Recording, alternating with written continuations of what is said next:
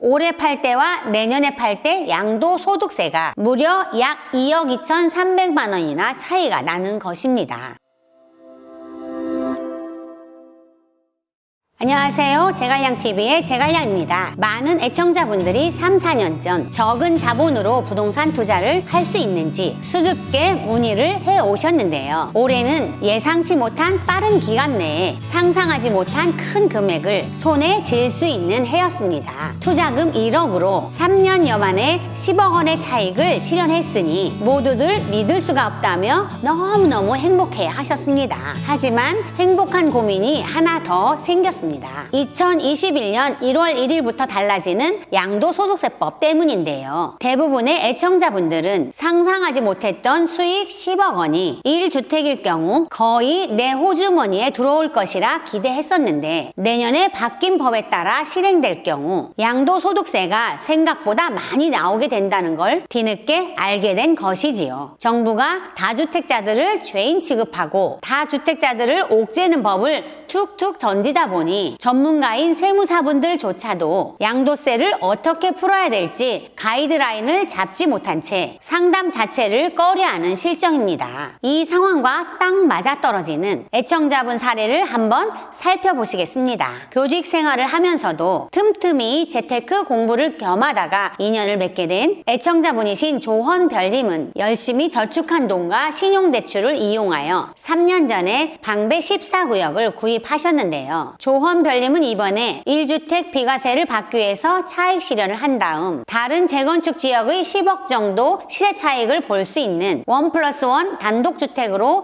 갈아타기로 한 것입니다. 매도 시점에 3년 이상 보유한 1주택자라 당연히 양도소득세가 비과세 되는 줄 알고 매도를 한 것이지요. 그도 그럴 것이 이제까지는 다 주택자라 하더라도 어제까지 모두 매도하고 마지막 한 채만 남기면 그날 최종적으로 매도해도 비과세가 됐지만 내년부터는 최종주택을 매도하고 2년이 지나야만 1세대 1주택 비과세 혜택을 준다는 것입니다. 한 달에 한 번꼴로 바뀌는 법을 전문가도 모르는데 일반인들이 어떻게 알 수 있겠습니까? 조헌별님이 1주택만 보유한 줄 알고 매도를 해드렸는데 조헌별님으로부터 올해 지방에 있는 아파트 2채를 매도했다는 말을 듣고 청천벽력이 떨어진 줄 알았습니다. 왜냐하면 3억 5천만 원에 매입하여 14억 5천만 원에 매도했을 때 고가주택 9억 이하 1주택 비과세일 경우 양도소득세가 대략 1억 9천만 원인데 바뀐 법에 따라 비과세를 받지 못할 경우에는 양도소득세가 약 4억 1,400만 원으로 올해 팔 때와 내년에 팔 때 양도소득세가 무려 약 2억 2,300만 원이나 차이가 나는 것입니다. 발등에 불이 떨어진 우리는 각자가 국세청과 세무서에 질의응답을 받아보고 유명한 세무사분들을 찾아가 문의도 했습니다. 우리가 원하는 시원한 답변은 못 받았지만 조헌별님과 똑같은 상황의 국세청 사례집을 받아왔습니다. 소득세법 시행령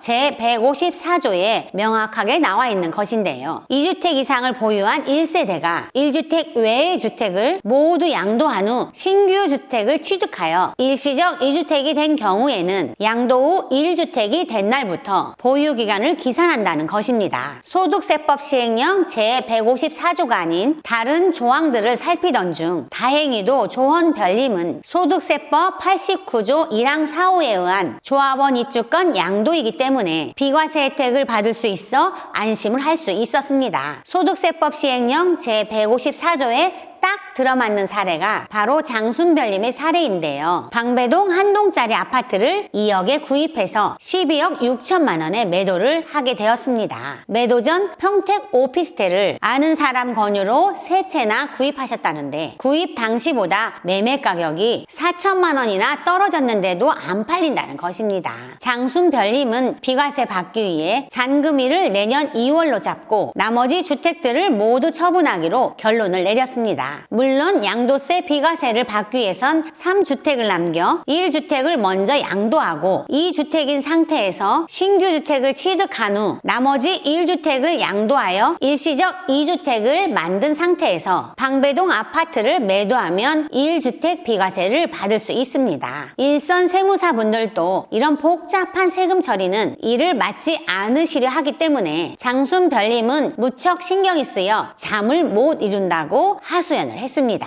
그러던 중 크리스마스인 12월 25일 장순별님의 속을 뻥 뚫어드릴 희소식이 크리스마스 선물로 날아왔습니다. 기획재정부에서 최종주택 양도일부터 2년 보유기간을 2021년 1월 1일 현재 1세대가 2주택 이상 보유한 경우에 적용된다. 1월 1일 이전 1주택의 모든 주택을 양도한 경우에는 보유기간 산정을 예전 취득일 기준으로 적용한다는 유권해서 공문을 국세청에 송달했다고 밝혔습니다. 이 소식을 제일 먼저 장순별님께 알려드림과 동시에 같은 상황을 겪고 있을지도 모를 제갈량TV 애청자 여러분들께 얼른 전해드리고 싶었습니다. 제갈량TV 애청자 여러분, 올해가 얼마 남지 않았으므로 결론을 말씀드리자면 올해까지 양도 차익이 적은 주택을 먼저 팔고 차익이 큰 주택을 내년에 팔아도 양도소득세가 비과세 된다는 것입니다. 시간이 얼마 남지 않았으므로 여기에 해당되시는 애청자분들은 올해 안에 급하게 양도하시면 되겠습니다.